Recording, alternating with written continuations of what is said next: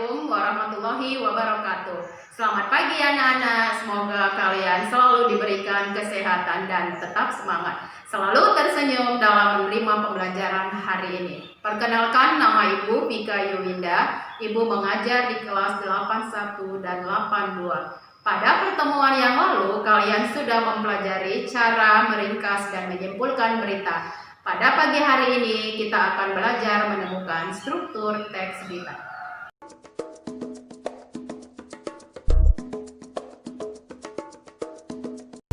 Perhatikan struktur teks berita berikut. Struktur teks berita terdiri dari judul berita, kepala berita, tubuh berita, dan ekor berita. Kepala berita berisi informasi terpenting yang terangkum dalam Adik Simba atau 5W1H.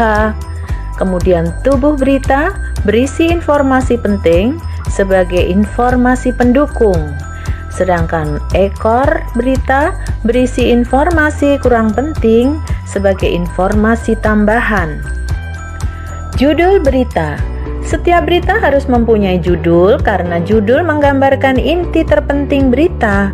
Judul hendaklah dibuat menarik, ditulis secara singkat, padat, dan jelas. Berikutnya kepala berita. Kepala berita merupakan bagian awal atau paragraf awal dari sebuah berita. Bagian ini adalah bagian terpenting, maka penulis berita harus pandai merangkai kalimat agar memudahkan pembaca dalam memahami bagian yang paling penting dari keseluruhan berita. Selanjutnya adalah tubuh berita.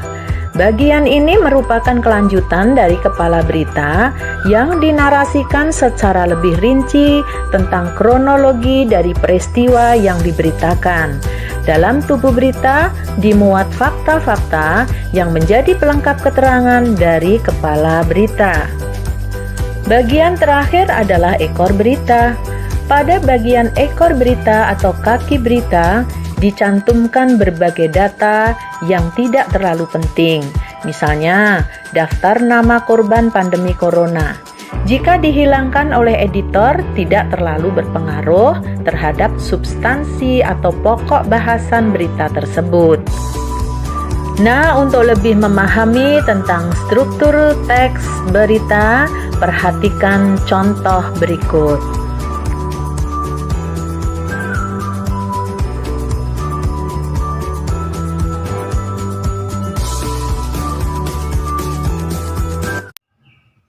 Demikianlah penjelasan dari Ibu tentang struktur teks berita. Sampai jumpa minggu depan dengan materi kaidah kebahasaan teks berita.